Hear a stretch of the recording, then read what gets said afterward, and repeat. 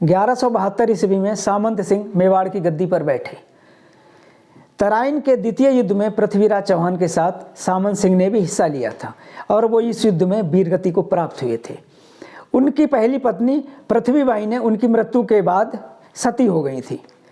सामंत सिंह के एक छोटा पुत्र था जिसका नाम कर्ण सिंह था। सामंत सिंह के बाद कर्ण सिंह गद्दी पर विराजा और दूसरी रानी कर्म देवी उसकी संरक्षिका बनी। इधर कुतुबुद्दीन ऐबक को जब मेवाड़ की स्थिति के बारे में पता चला तो उसने मेवाड़ पर आक्रमण कर दिया। मेवाड़ पर आक्रमण करने की खबर सुनकर मेवाड़ में शोक की लहर छा गई। प्रश्न ये था कि मेवाड़ की सेना का संचालन कौन करेगा।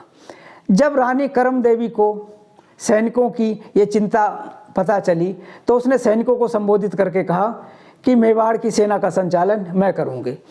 इस प्रकार मेवाड़ की सेना और कुतुबुद्दीन ऐबक की तुर्की सेना के बीच आमेर के निकट बहुत भीषण युद्ध हुआ।